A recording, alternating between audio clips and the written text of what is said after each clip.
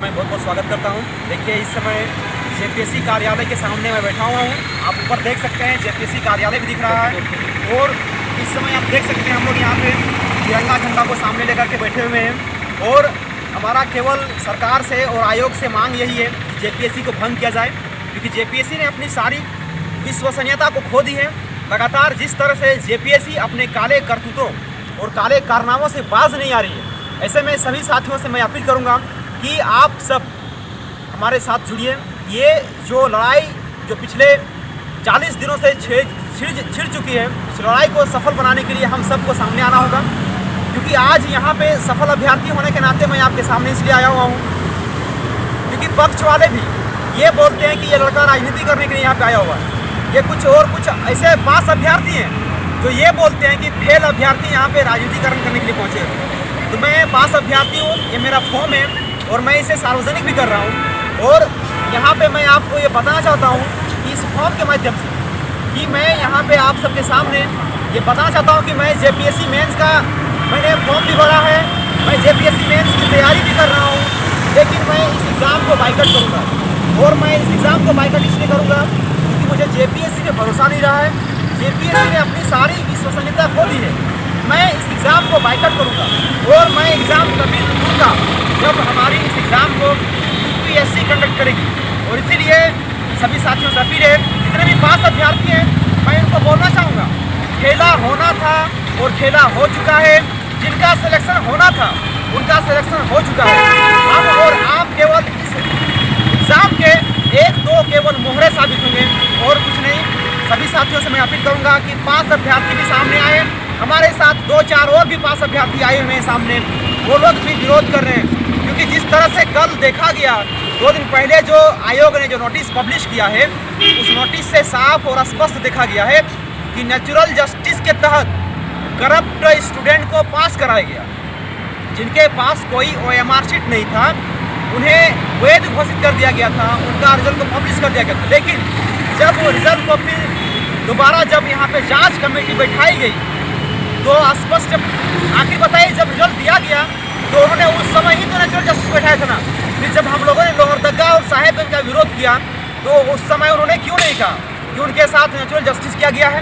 लगातार क्यों कह रही थी आयोग कि आप मुझे सबूत दीजिए, क्या कोई एविडेंस है आपके पास? जब एविडेंस दिया गया तब आयोग बोलती है कि ये नेचुरल जस्टिस है। और उससे पहले क्या बोलती है कि मस्त रहिए, मुस्कुराते रहिए, निश्चिंत रहिए, आपके सारे सवालों के जवाब हमारे मुस्कुराते हुए चेहरे पे हैं। तो इस तरह का बेबुनियादी बयान देकर के आयोग बचना चाहती है। और इसीलिए मैं आपके सामने यहाँ पे इस समय धरने पे इसलिए बैठा हुआ हूँ क्योंकि इस नेचुरल जस्टिस की ज़रूरत हमें भी है। ये जस्टिस आज तक से कभी नहीं सुने थे, अचानक हमारे सामने आ गया है, लेकिन इस जस्टिस की ज़रूरत हमें भी है। और जब तक यूपीएससी इस एग्ज़ाम को कंडक्ट नहीं कराएगी, मैं इस एग्ज़ाम को बाइकआउट करूँगा। और यहाँ पे आपके सामने मैं ये बोलना चाहूँगा साथियों, मैं आपके सामने ये बोलना चाहूँगा कि आज अगर मेरे भविष्य को, जो मैंने भविष्य का कामना किया था, सपना देखा था कि मैं एक अधिकारी बनूंगा, अगर मैं अधिकारी नहीं बन पाया तो इसका जिम्मेदार आयोग होगा और यहाँ के अधिकारी और सरकार होंगे जिन्होंने अपने ऊपर की सारी विश्वसनीयता को ख़त्म कर दिया है। मुझे इस आयोग पे अब भरोसा नहीं रहा है, इसलिए मैं इस एग्ज़ाम को बाइकआउट करूँगा। मैं एग्ज़ाम तभी लिखूँगा जब इस एग्ज़ाम को यूपीएससी कंडक्ट करेगी और मैं तभी अधिकारी बन पाऊँगा। सभी साथियों से अपील है कि हमारे बहुत सारे साथी जुड़े हुए हैं, आप इनसे भी इनका राय जानिए कि ये क्यों इस समय धरने में बैठे हुए हैं। हम लोग धरने में बैठे इसलिए हुए हैं क्योंकि आयोग ने स्वीकार कर लिया है कि हमसे गलती हुआ, और जब गलती कर चुका है, इससे पहले वो अगर हम लोग आंदोलन नहीं करते तो आज ये जो नेचुरल जस्टिस जिसको बोलता है आयोग, ये नया वर्ड हर बार ये प्रयोग करता है। जेपीएससी खुद एक प्रयोग है, उसको संयोग का नाम देता है, लेकिन ऐसा नहीं है। जेपीएससी हम लोग आंदोलन करके बाहर कर दिए हैं कि 57 ऐसे अभ्यर्थी थे जिनका OMR शीट था ही नहीं और वो पास थे। आज 2 दिन पहले जेपीएससी उसको पास अभ्यर्थी को रद्द कर दिया, रिजल्ट 57 को, मतलब 49 लोगों को, और बोला कि ये नेचुरल जस्टिस के तहत उसको पास किया गया था और अब फेल किया जा रहा है। तो ऐसा नहीं है कि इतना करने से जेपीएससी स्वच्छ हो गया और सुंदर हो गया। जेपीएससी जो भ्रष्ट था, भ्रष्ट है और भ्रष्ट रहेगा। और यहाँ की सरकार जो वादा करके आया था, हेमंत सोरेन, हम तो भूल के बोल रहे हैं, हेमंत सोरेन जो वादा किया था झारखंडियों के साथ कि हम आएंगे तो जेपीएससी को सुधार देंगे, हमको पता है कि वो पीछे से और आगे से लड़ाकर को घुसाता है।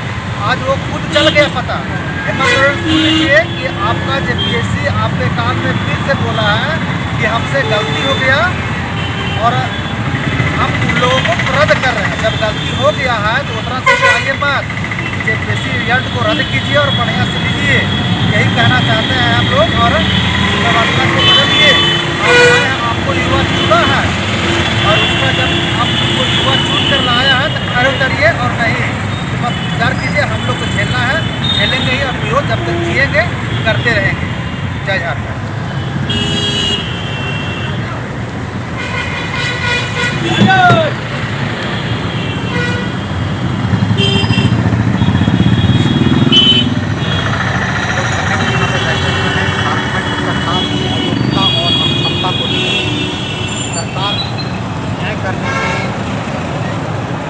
सरकार न्याय करने में सफल नहीं रही है। अभी तक 19 वर्ष हो गए झारखंड को मांगे हुए। सरकार असफल रही है अपने कामों में। और सरकार की जो ये जेपीएससी जो उनका जो एक फैकल्टी है वो बिल्कुल ही अनियमितता और भ्रष्टाचार में लिप्त हो चुकी है। उनके पास कार्यशैली का कोई अनुभव नहीं है, कार्य करने की अनुभव नहीं है, जिसके कारण कि हम धरने पर बैठे हुए हैं।